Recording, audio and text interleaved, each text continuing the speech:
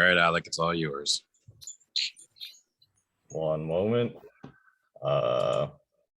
Still, Photoshop is still starting up. Okay. Cool. Can you talk a little bit about what you're going to present this week? Yeah.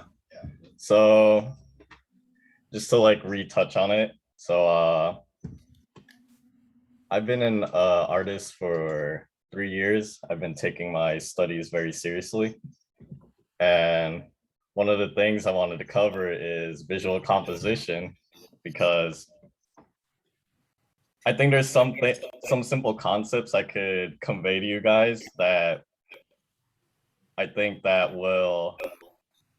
that's easily adaptable for you guys to see in your own worlds and whatever media you're consuming. And I'm hoping that through teaching you some of these concepts, it sort of changes your appreciation, not only for like media, but maybe hopefully like the world around you. And I'll explain later on that. That sounds really artsy, but trust me on this. Okay. I would also add that in our organization, we have many scientists and engineers here who wish they could do a very simple drawing of what they're thinking and to be able to convey that to others. So I think that would be really helpful if you can kind of gear this talk a little bit to something like that, where people who may not traditionally be artists be able to very simply sketch or even think how to sketch something out that they are thinking. Sure. Yeah. So like I definitely took a different approach into, hold on. I definitely took a different approach into how I'm going to explain these topics and the ones I chose. So hopefully it's more digestible, because I know with art, these concepts could get really abstract and really deep extremely fast.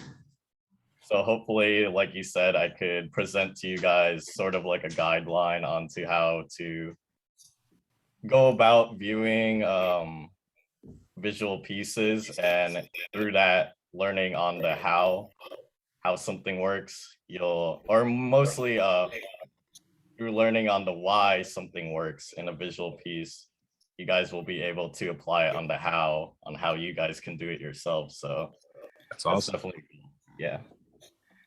All right, so let me share my screen.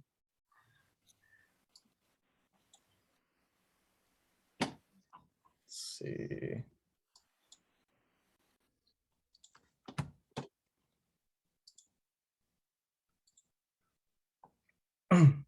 All right, so can you guys see anything? Just darkness. Oh snap. I'm in the void. Wait, hold on, let me check on that. Oh. Whoa. Nice. What's that? Oh man, it's a cute little bird, right? Damn. And oh, now there it is again.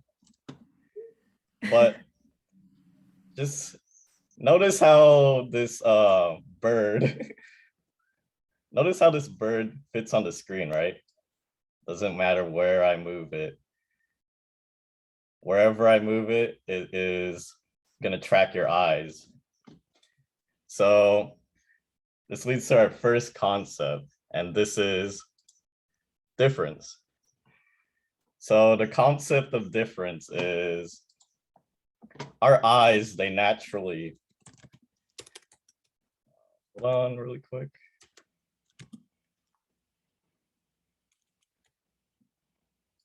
So our eyes naturally crave difference, right? So because of that, it poses like it poses something that we can manipulate as sort of visual artists. And difference comes in different forms. So let's see now, not that. Get my pen.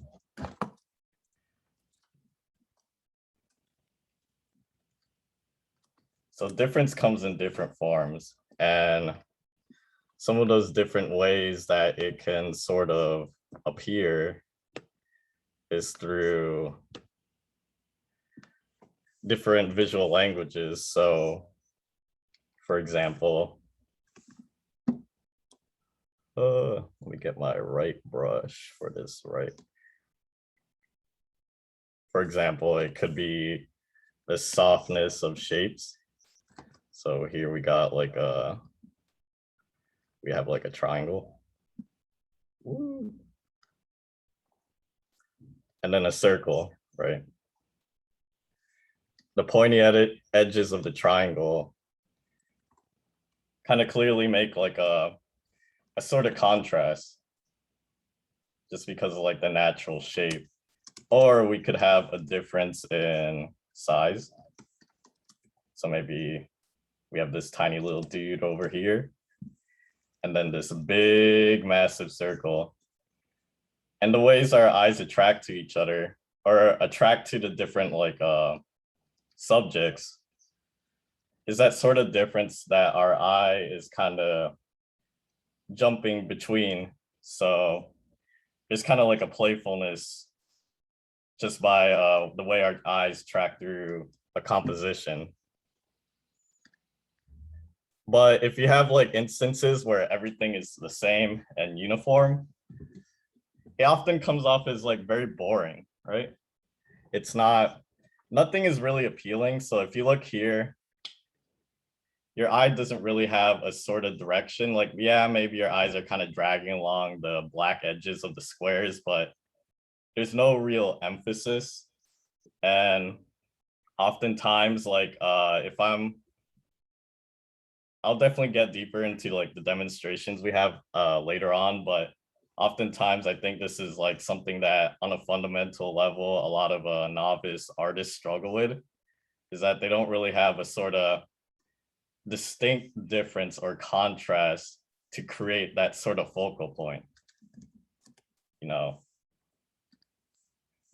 So for example, and it can be easier than you think, you know, just like simply adding like something like this, a dot, immediately changes the whole composition of the piece. One moment, I need to turn on something really quick. There we go. All right, so moving on. So why is this important to composition? Well, let me bring you to that.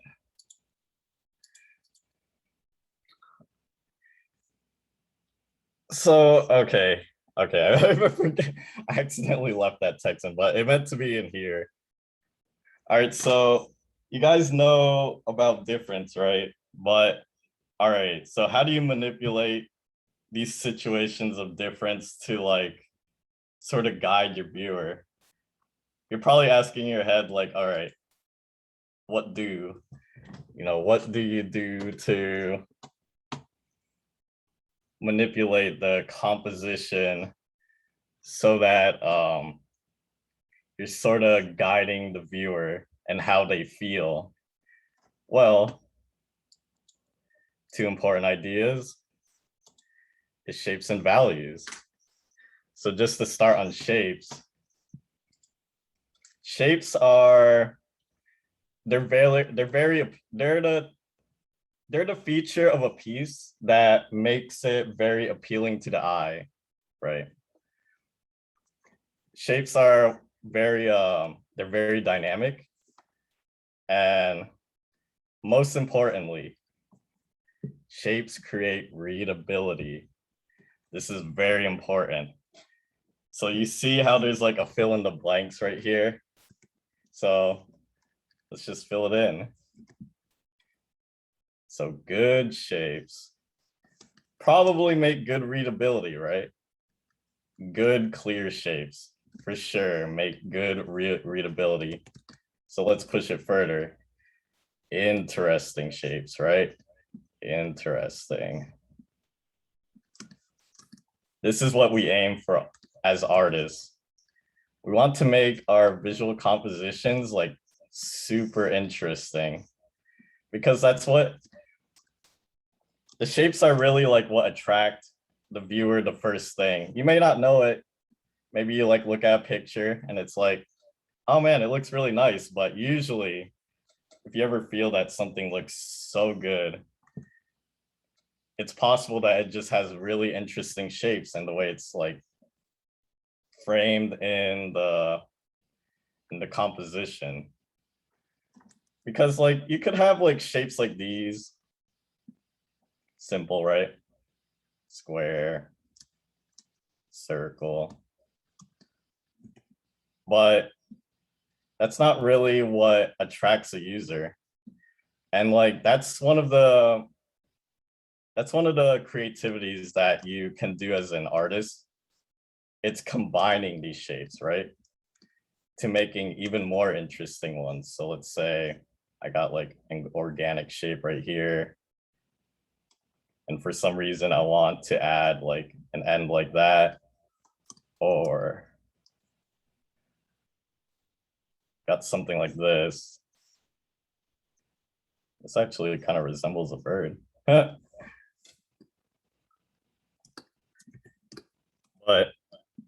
it's these abstract shapes that we don't talk about that really are gonna stand out to the viewer.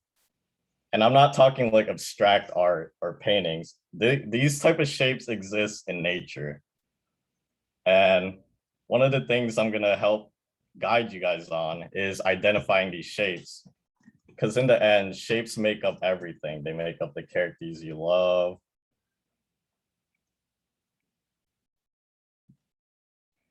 They make up all sorts of symbols, like let's see. I'm using a bunch of boxes here. Shapes are essentially detail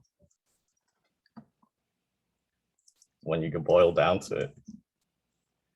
And then just one more example. Let's see. I want to change my colors really quick.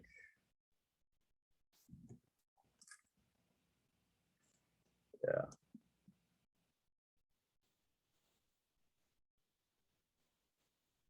Shapes often support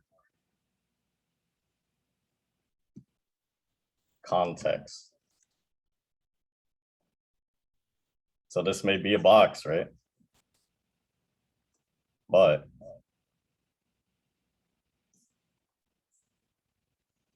this doesn't have anything. Now there's two boxes on this side, right? And this is what I mean by details. Details are comprised of shapes.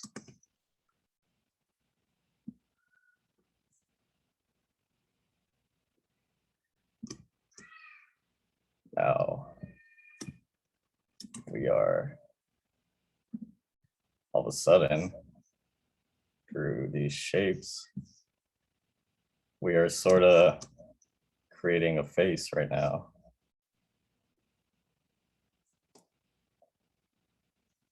I'm not going to get too detailed,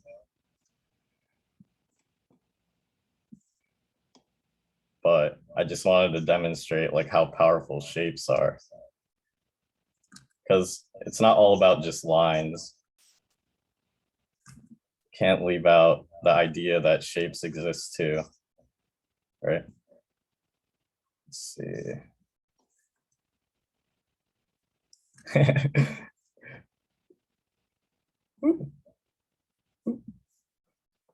Add a little highlight.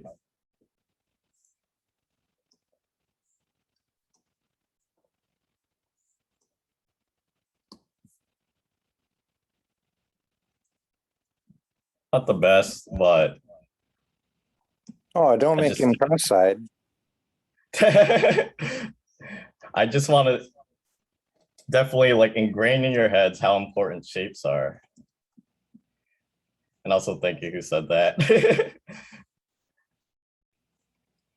Yeah, look how much personality that has. Shapes create readability. Shapes. You want to learn how to find these shapes, and I'll walk you through it. But let's get to the second part. Our next one is values. And what they do is create focal points. Not only that, the other things they can do is they definitely help with making depth. Without value, like things often come off as flat. So for example, let's do another quick painting.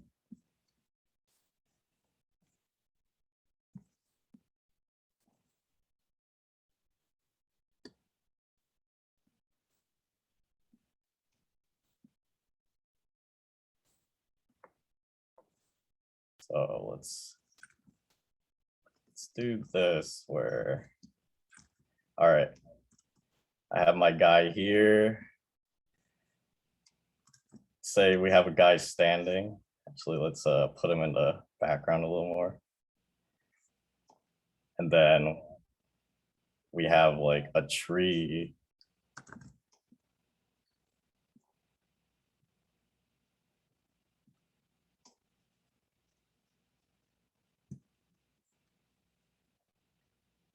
Then maybe a roadside, right? And now you're like looking at it like, oh my gosh, like I could barely see what's going on. But like the moment like you add depth to it, right? Let's see. Probably not gonna look like the best painting in the world, but let's see what we can make really fast.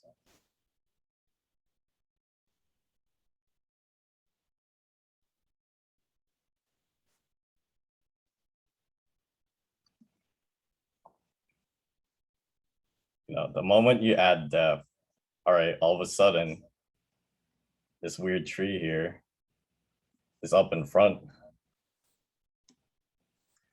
And we'll have a middle ground. Make that the person. Make the road the same. Oh, that's too much. So kind of feels like it's falling back into space now. I want to add a horizon line. So let's see right here. Erase the person a little. Go back to it. Now all of a sudden we have not the best example, but right here, there's instantly more depth, right? The tree feels right next to you, and it looks like as if you're looking far off to this figure over here. And this is like the type of focal points it makes, not only in like the values that separate these shapes essentially, but also they dictate the light and also where your eye tracks to, right? So this kind of acts like this black framing here of the tree kind of acts like a border, right?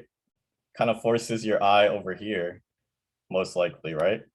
Probably bouncing between like the road and here because it has the same values, but essentially this difference and again, difference in contrast of the values is what emphasizes this figure over here and what also makes this tree feel so big to us instantly.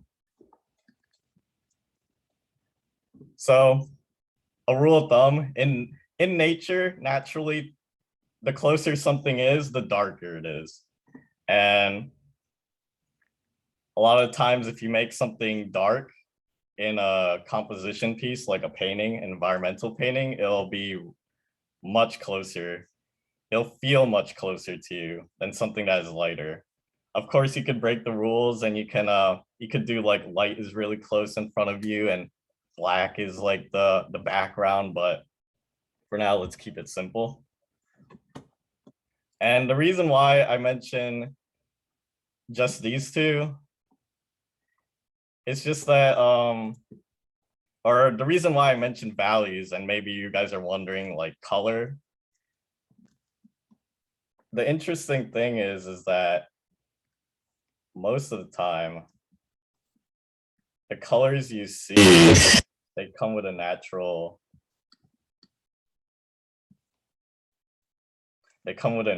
value of its own. So like we have a red here.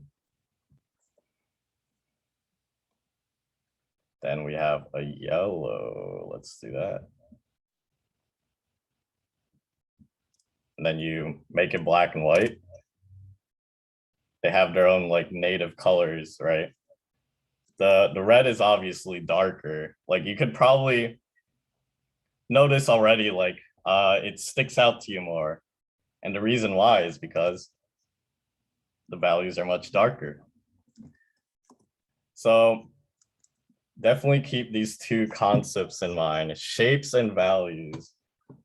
These are big. Color is the frosting.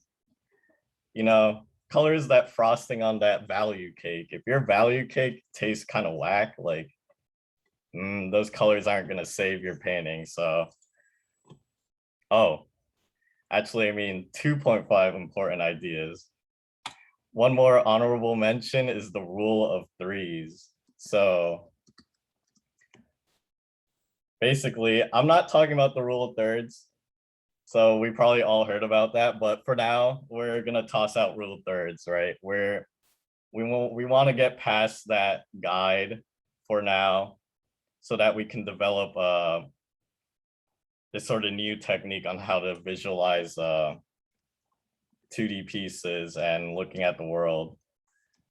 So by that, the rule of threes is concepts like, if you ever done art before, like you probably heard of the rule of threes at least once. There's a concept of, let me grab the big, medium, small. And then if we're gonna apply it to these shapes and values, for shapes, it would be square, triangle, circle. For values, you might guess it already. White, medium gray, probably not going to show up well because of the background, and then black. So the rule of threes is basically building up. The rule of threes is basically, it's a guide to organizing your thoughts, because if you get into art, there's so many combinations of colors, values that you can use, but if you can identify 3 big things that you want to happen in whatever piece you're looking at or whatever piece you're creating, these have to hold up, because if there's no visual separation between like threes in your design, it's most likely gonna fall apart, or there's gonna be some major flaws you have to deal with later on. So whenever you're creating, find it like big, medium, small. Think about like what shapes are present, and also think about like the values that are happening. All right, so now that we have that, so going on to the next slide. So why these two, right? Like why shapes and values and rule of threes, right? I already covered the rule of threes, but if you don't, shapes and values are the most important. Like if you like imagine like, okay, imagine you're riding a bike, right? That's you guys, right? Yeah. So riding bike. This is the weirdest bike here. Imagine you're riding a bike though. All right. Now imagine you have no wheels. You're riding a nuncycle. Like you're literally riding with no wheels if you are trying to create or like visualize nice compositions if you don't understand shapes and values. Like shapes and values are those like two friends that will constantly nag you on your visual journey. You cannot ignore them. Like it's not even like riding with the tricycles on, you just have no wheels. And if your shapes and values are not solid or like you don't have a good understanding of them, you're just gonna like flip over, right? Like, damn, you're gonna like fly off your bike wherever you're riding because the wheels suddenly disappeared. You can't forget these.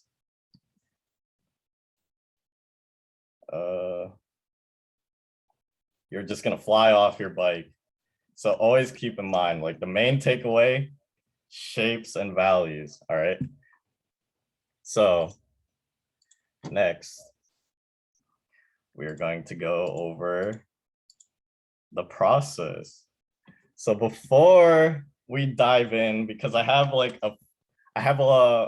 actually a handful of examples that we're gonna go in and dissect these mixture of mainly photography and cinema. We need a process, right? A process is essentially what separates a novice from a master. So it's important that you create your own process, especially in art where everything is so abstract. You got to have guidelines, right? Got to have guidelines to follow by so that you could eventually break those rules. So let's go over, this will be my interpretation of our process. So let me just drag this over here. Woo. All right, so step one. Big shapes. Find those big shapes.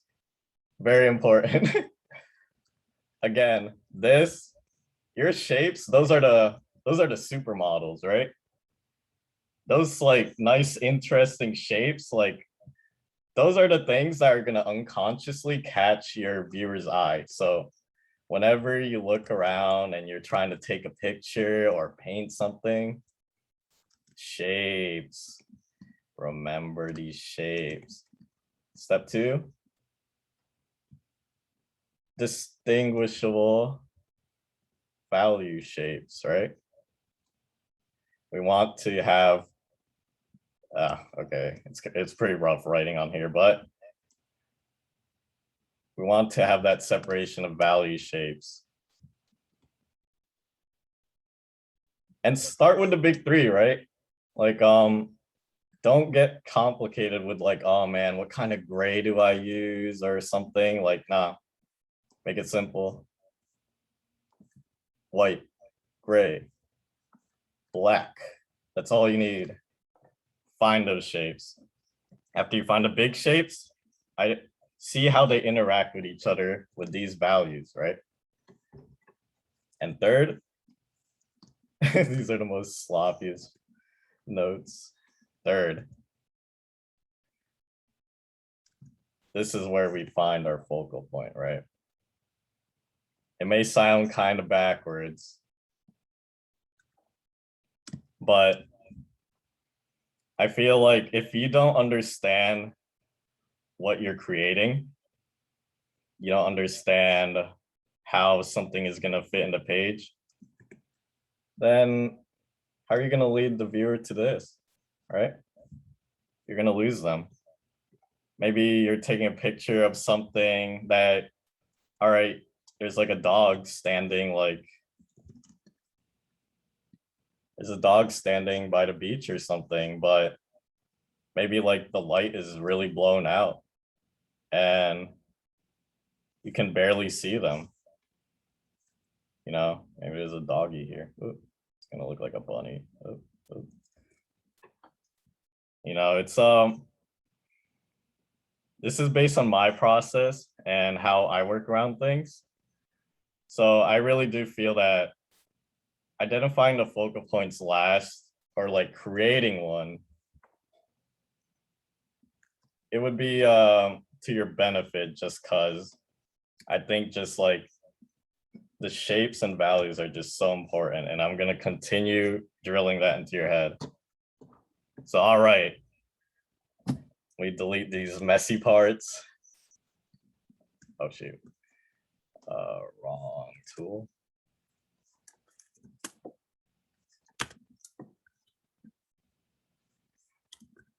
All right, so just remember this.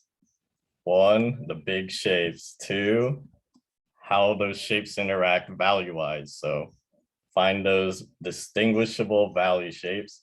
And then 3, that's when we can focus on the focal point. So now, all right, it's show time. So we're gonna run through a few compositions. Again, mainly from photography, both regular photos I took, but most importantly, I want to expose you guys to great cinematographers and photographers that I admire. So a majority of them will be from them, just so we can understand like why an image looks so good, right? So first off, oh, we got me. This is like a random photo. We're gonna start simple. And all right, I could take the lead here for a bit.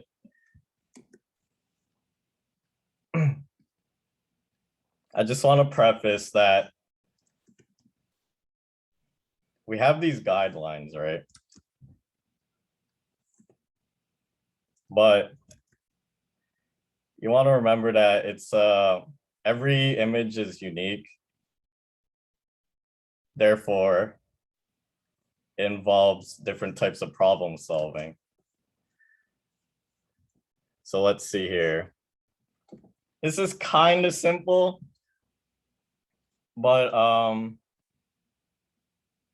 I think if you're breaking it down, it could be a little difficult. So I did not, just also preface, I have not practiced breaking down these images, but I want to give you guys a raw like feel of how I would do it. So let's move this to the side.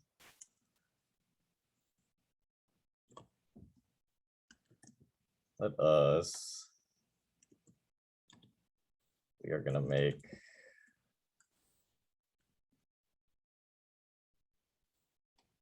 we're gonna make a painting next to it. I'm just gonna do like, nothing too detailed, but I want to show you the mindset of how an artist sort of breaks down like a composition like this. So not the best photo, right? Kind of regular, just kind of like snap a photo and it's kind of like, oh, it looks nice with the sky and everything. So first off, we want to, I'm gonna place just a neutral gray, just so we have like a background just to stick out from the black background. All right, so first thing, let's find those big shapes, right? So what I see, this whole area right here, like I can't draw over it. Actually, let me move my layer over here.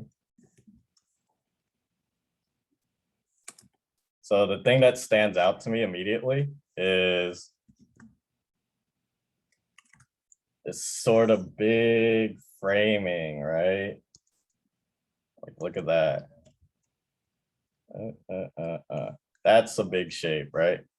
That's a very big shape. It's kind of subdivided with that, but overall, as a value shape, That's the biggest shape. So let's go back. I'm gonna sort of replicate that really quick.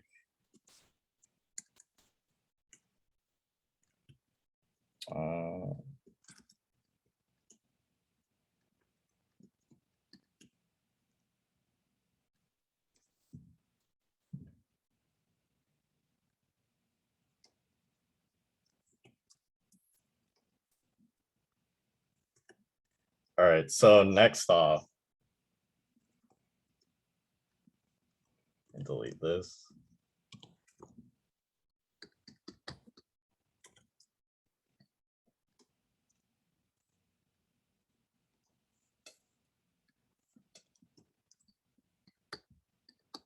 So we got essentially our white. So now let's find our black. So I want to say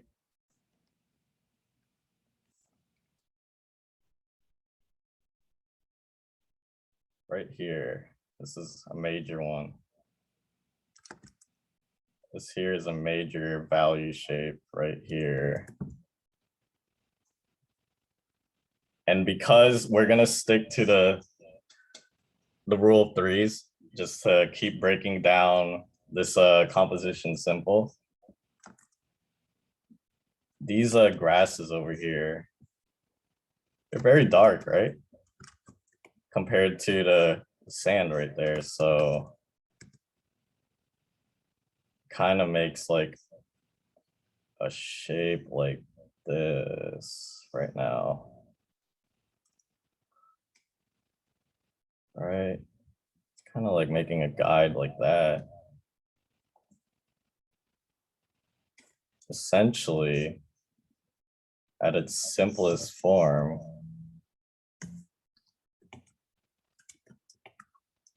this is what we have. And then we fulfilled we kind of fulfilled the 3 steps already. So if you want to go into more detail, this is when you start doing the same thing, except you do it within these regions, if that makes sense. So now, if I were to divide this white shape right here,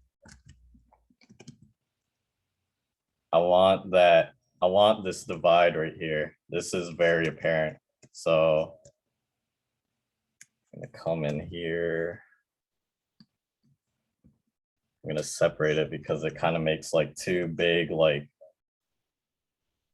kind of like a big rectangle stacked upon like a very thin one. And because it's a sky and there's like light illuminating from it, we're gonna make it white for the most part.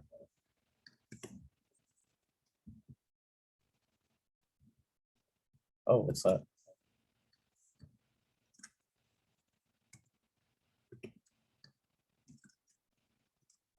Okay, there we go. Yeah, so look at that. It's coming together slowly. So if I were to guess for this one,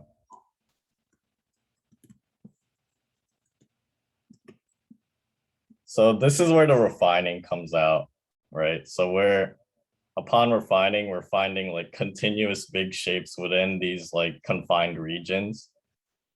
And also readjusting like how values interact with each other. So I'm gonna say, just for the visual sake, that this is actually darker than what we made it out to be.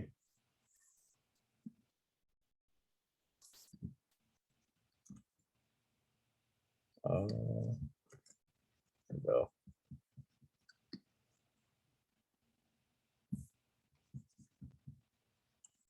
Constantly coming back to redefining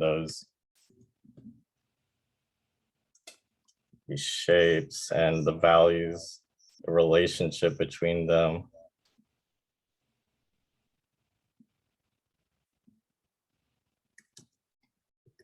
All right.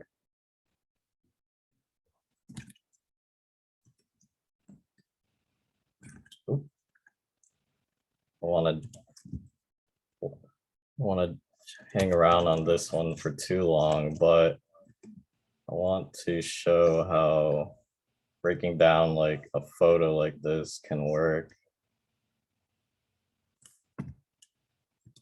Let's use a gradient.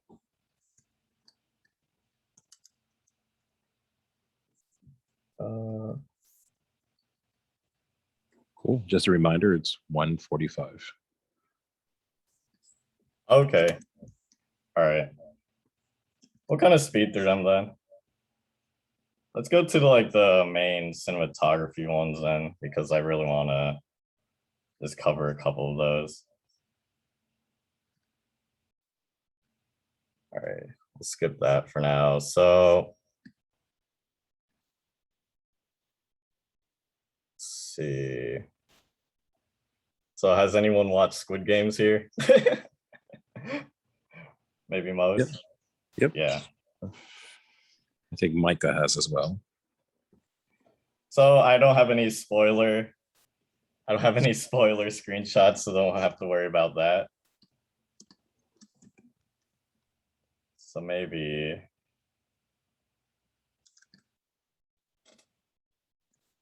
Yeah, so look at that. That's amazing. And like, one of the ways you can appreciate it is just like breaking down these compositions. So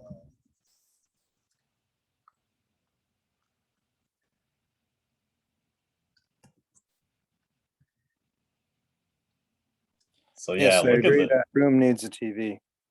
the maybe that's why he's sitting so bored at the door. That's what the olden folks used to do. They stared at the wall before TV. Oh man, that's where the real memes happen. So But yeah. for something like this, Alec, so he uses. Can you kind of like in orally describe what's happening here that makes this scene so compelling? It's really hard to describe, but if I want to just quickly illustrate, it's mainly the shapes. It's the framing, right? So here we have this black frame. And then we have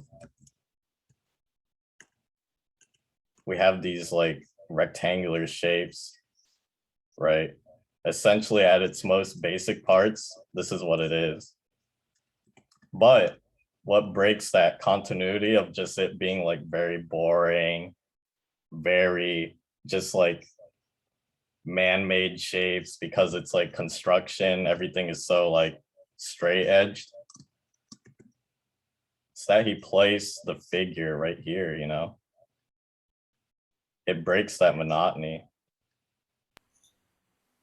One thing that's really neat on the shot is that those door handles that are there, they actually tell you where to look. Mm-hmm. So when your eye wanders, those door handles, they point towards each door handle that leads to his head.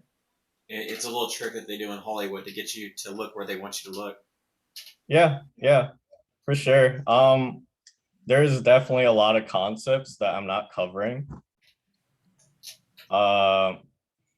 There's a ton of concepts that go into composition. It's wild, but again, like it's the thing that I want like you guys to take away from is just like the values and shapes, because that's the meat and potatoes that holds it all together. There is the concept of lines, but I didn't want to get into lines too much because that gets pretty that could be its own presentation on its own will. Yeah, like lines and directions, like vanishing points. So here, this is like a simple one, right? But it looks so good. And one of the reasons is kind of the shapes, right? We see this. You see this, right? It's kind of like this shape creation of the composition that just further emphasizes for you to have appealing shapes surrounding, like looking at his face. And one of the cool things is that they even added framing. This shape right here, they didn't have to add that. They could have just cut his head off. But it's because it's reinforcing this that's going on, right? It gives us something so interesting to look at for such a simple shot. You're literally just looking at him over the shoulder. And if you want to go deeper, just really quick, you got these shapes. Look at that. They didn't have to add that. They didn't have to frame it like that. But it's just from that experience of messing around with like how you fit something into a frame.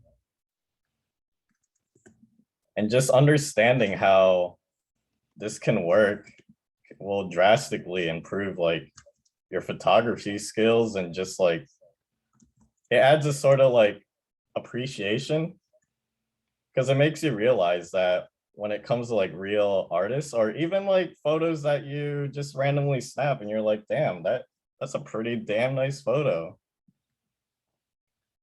You could understand why.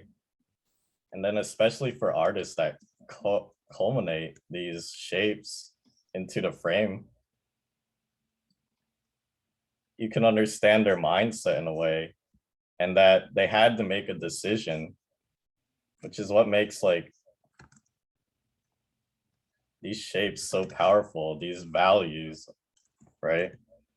I don't have time to break down the values too much, but look at that.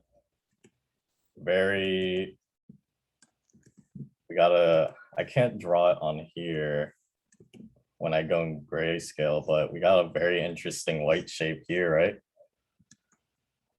This black shape, very nice negative space. It's very, just overall. And then if you want to talk about interesting shapes, just look at the shape detail here. Long rectangle, short vertical rectangle, long, it's just this man-made framing. He could have just angled it where the railing just goes like this, right? But it's just making these interesting shapes rather than just sitting down with a regular rectangle that just further empower just a composition altogether. This one's more value. So I don't know if I want to cover this too much, but I think it's a little self-explanatory because we have the black shape here. Going back to Micah, what he mentioned, there is a complex like line. So this is the line of sight. And this acts like as a guiding line to what otherwise would be a very unappealing, like it just like the dog just blends into the background. But yeah, just look at these shapes, right? Your eye kind of like drags along the ridge line just to drop here to the black. To when you look at him, he goes that way, right? And if we want to bring in rule of thirds placement, right? Oh, sorry for that. I'll just do it raw. At a rule of thirds. No, it's kind of sitting like that. And it's just cool, right? I don't know. Like if you ever see like a shot you like from any show, and you just want to wonder why it works, that's the first step into like understanding how to create. You could take from the experiences that you learned. This is from Atlanta, one of my favorite shows. Do you notice the clock hands point at them? Yeah. Those little subtle things. Yeah, it's amazing, but just to like keep it simple for like everyone here because I really want you guys to take away from it. It's just like, look at that. That framing right there. You know, it's making these interesting. I just can't get over it. And it's kind of a weird way of showing your appreciation. You know, these things fly by a lot, especially in cinematography. Especially in like anything visual. A lot of things are deliberate. Why something looks appealing to your eye, it's no real mystery. There's a rhyme and reason. Oh, my computer is like. Yeah, one thing I really like in this shot that you're sharing with us is that even like the monitor, the black the case or the edges, the bezel of the monitor, it actually goes to Glover's eye line.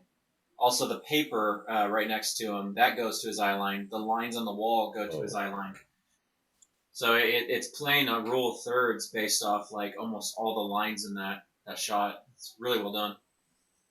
Yeah, I love this show. Like, if you ever want like cinematography and just like a good show, like Atlanta is a really good one to watch. But yeah, just to go to final thoughts, because I could do this all day. You know, I love doing this. I just love like sitting down after I see something that looks really nice and just like breaking it down like that. So yeah. Okay, I just kind of unveiled like the whole thing there, but let's see. Yeah. You know, applying this to your daily life. I'll just unveil it all. You know, it helps you understand visual decisions and why professionals make the decisions they make. You know, a lot of people, I don't know if it's everyone, but there seems to be like an underappreciation. Like it seems like there's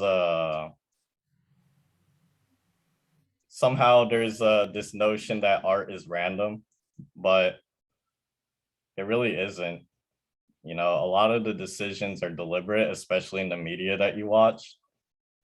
And breaking it down like this, it helps you understand the mind of the artist, but also just appreciate like what's being created.